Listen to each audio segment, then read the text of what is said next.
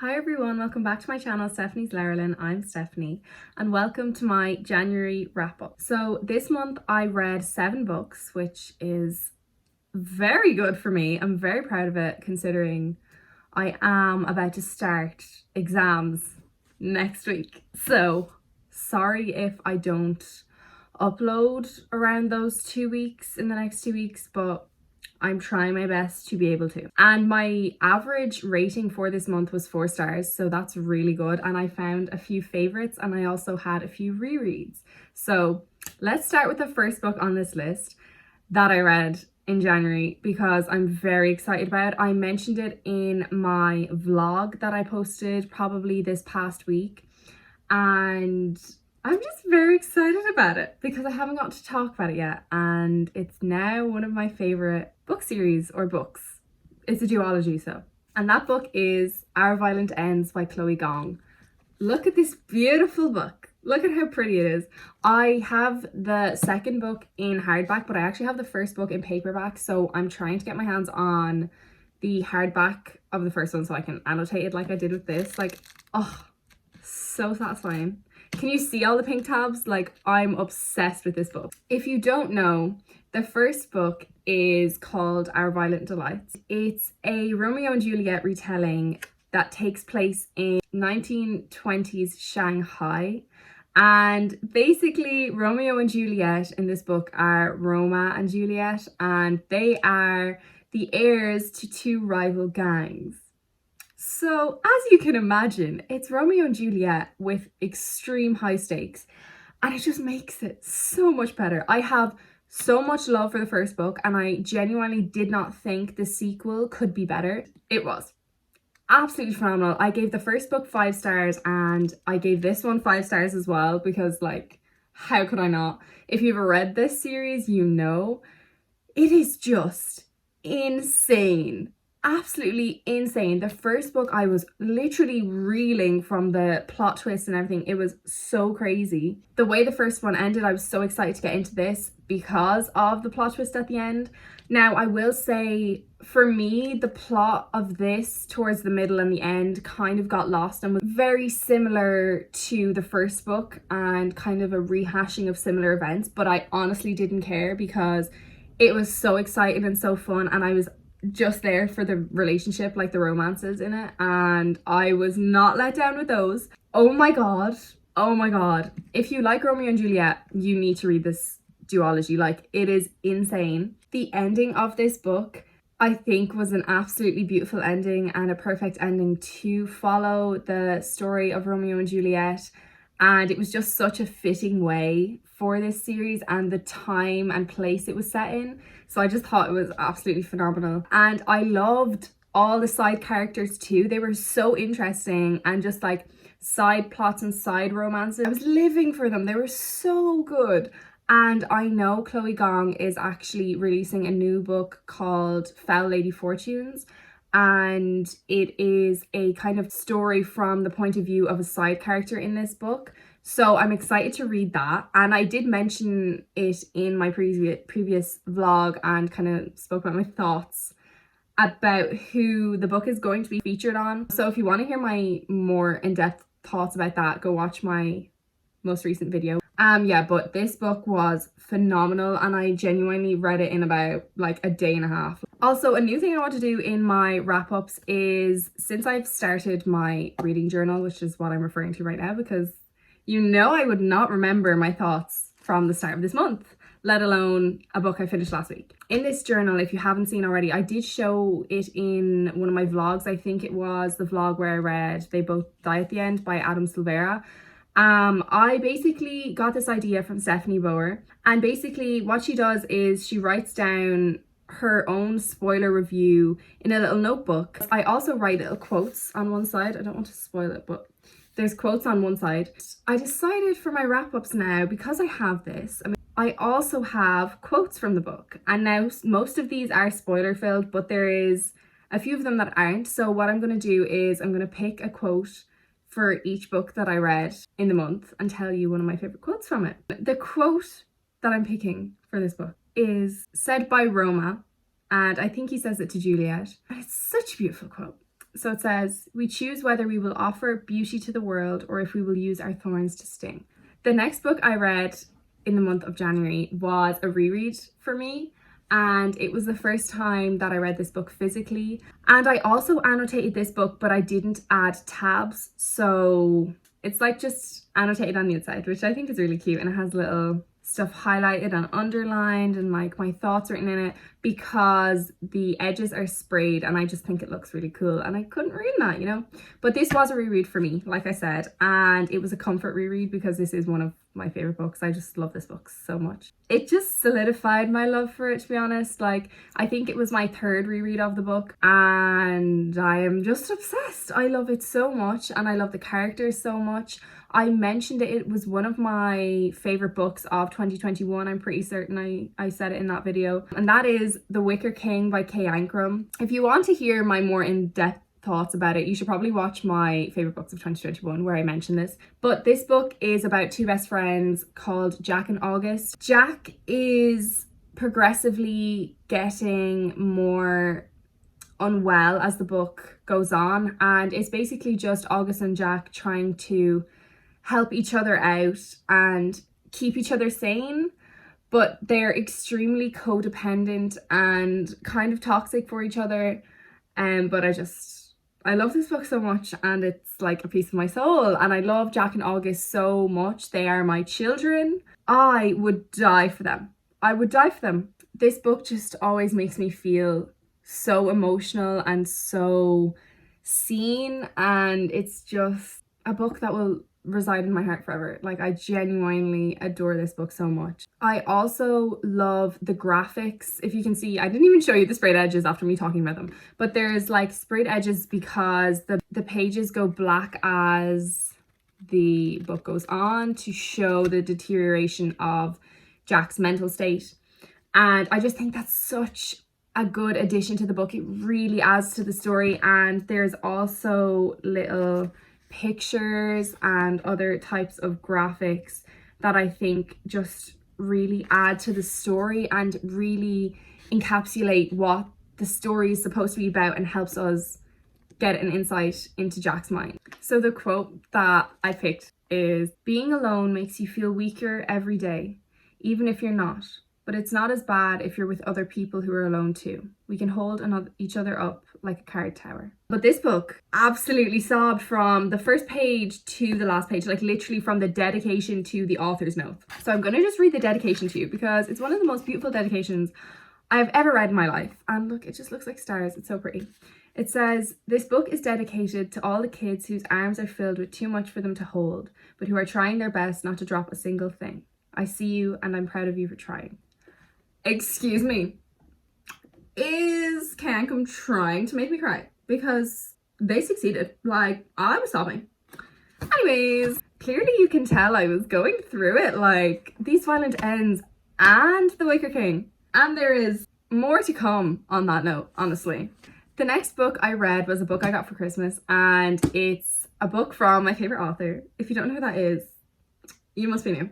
But my favorite author is Maggie Stiefvater.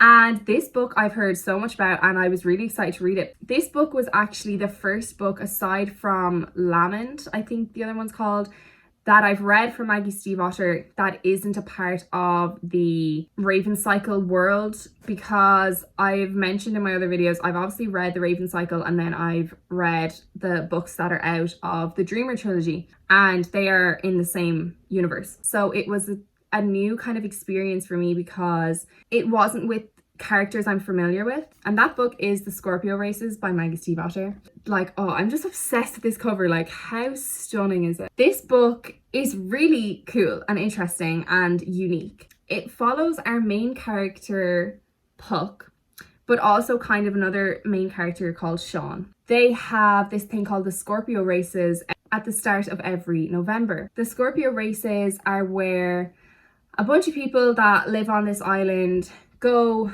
and have a race on these horses that are basically water horses. They're called Kopalishka, which also is another thing I want to talk about. But they ride on these horses. They're extremely deadly horses that will literally kill you if it's not properly tamed.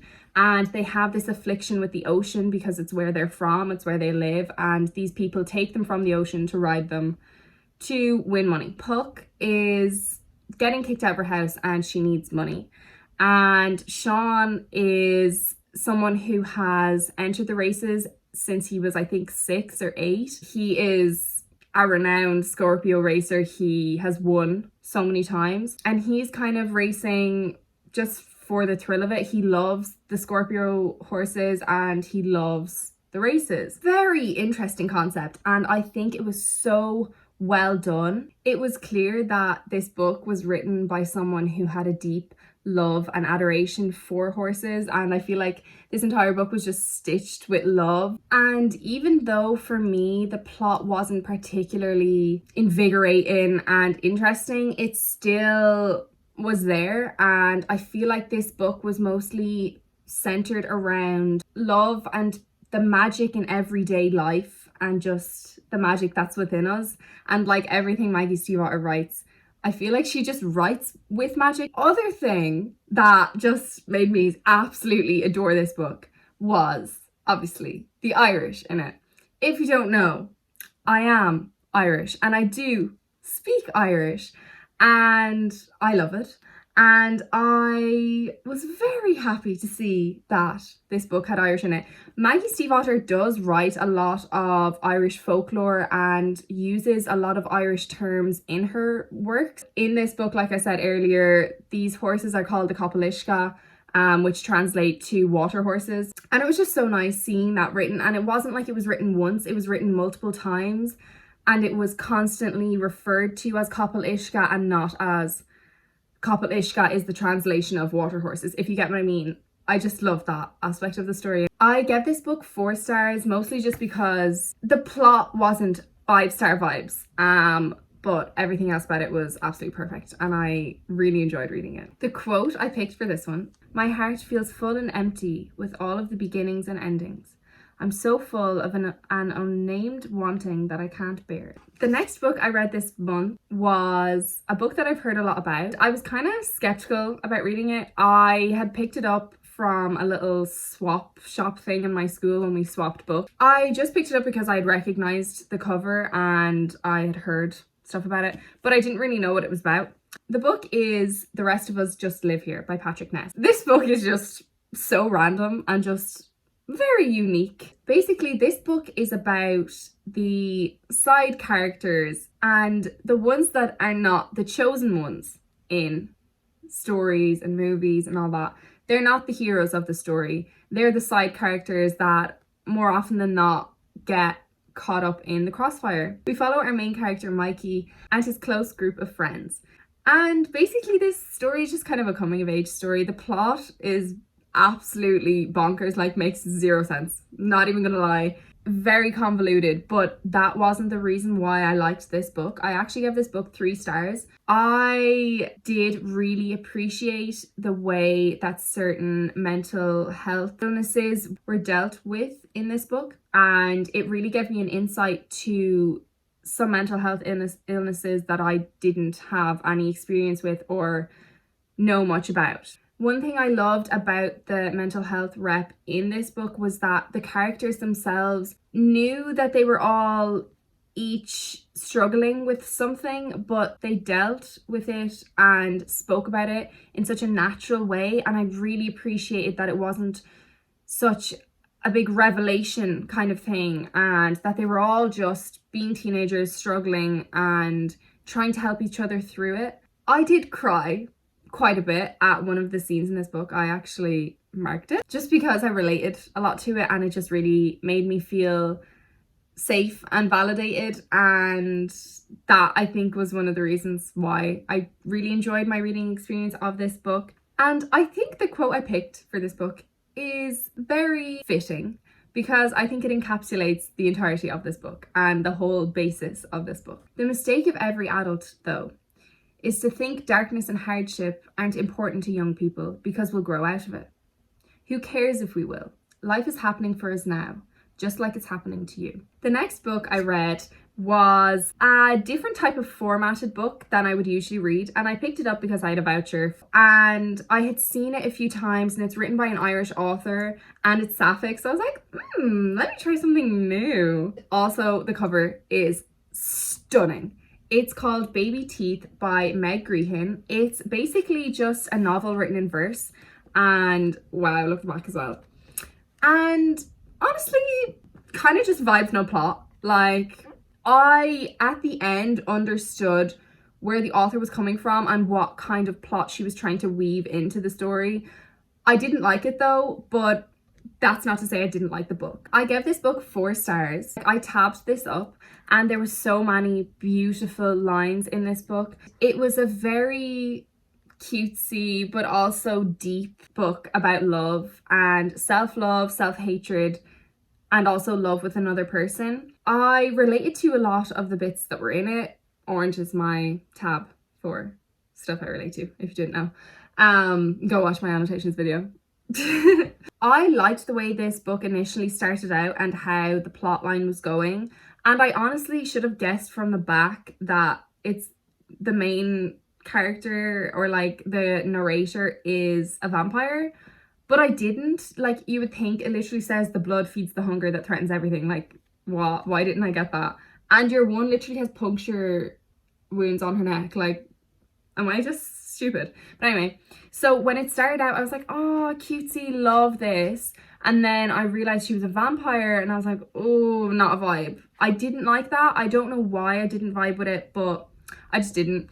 But all in all, I read it in about a day. I honestly feel like there's nothing for me really to say about it. I thought it was a beautiful piece of art. And honestly, it's just really pretty. So that's why I bought it. There is many quotes in this book that I adored. But I broke it down to put 4 down on my page. So I'm going to pick one of those 4. While I grew, the panic grew too. The unease, the discomfort, the voice chanting, "This isn't right. Is this body even mine? Has any body ever really been mine?" All that talk of me telling you all about my reading journal and saying I had journaled about every single book I read, that was a lie. I didn't journal about this next book for some reason.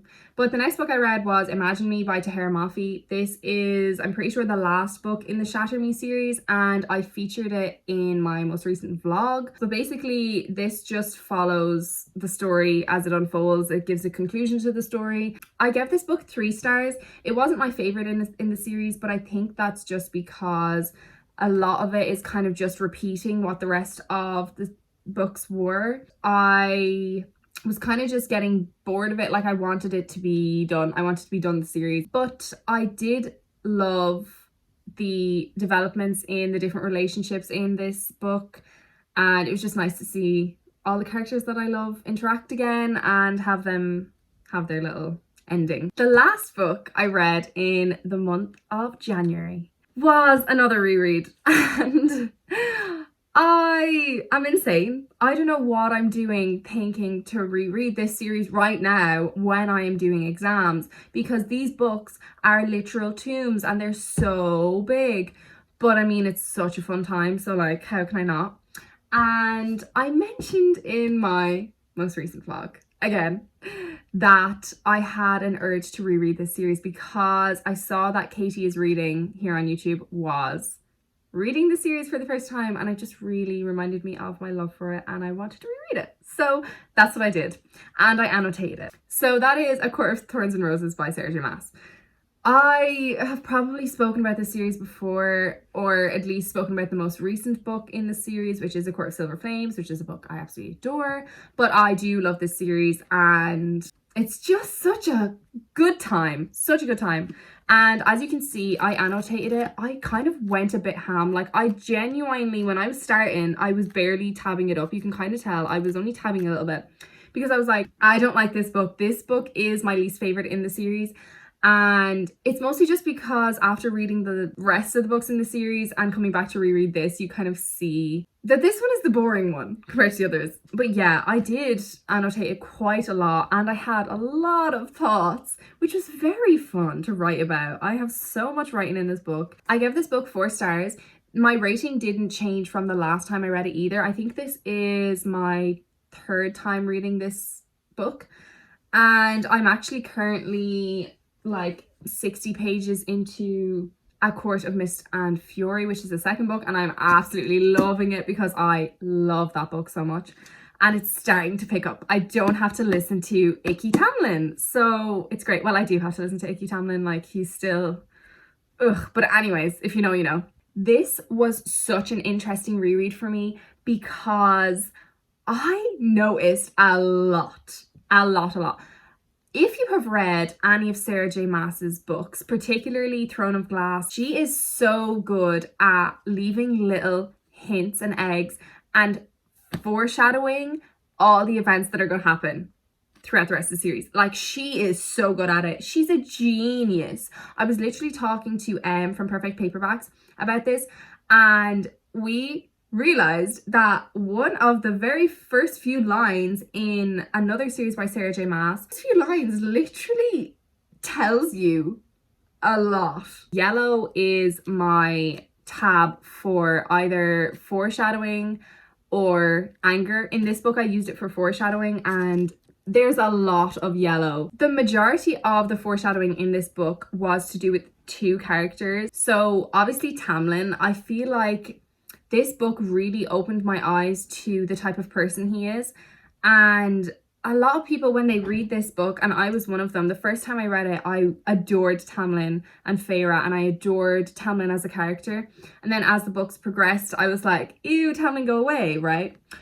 But when I reread this time, I realized that there is so many red flags. So many red flags. Sarah J Maas knew what she was doing when she started writing this book. It wasn't like, it kind of seems like sometimes that the second and third book of the story, that is just this flip and Tamlin is just all of a sudden a different person. But I do not think that anymore, because in this book there is so many times where Tamlin really shows his true self and what he's actually like. And it's very subtle and easy to miss if you haven't read the other books before and if you're not paying that much attention. But he just shows these little tendencies that are very red flag, very not a vibe, like absolutely leave. That was so interesting for me to read, and it was just so fun because I was literally just screaming about how much I hate him. So that was fun.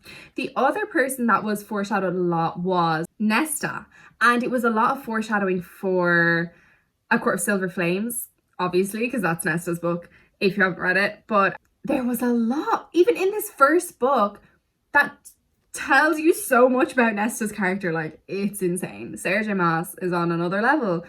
I don't know what else to say.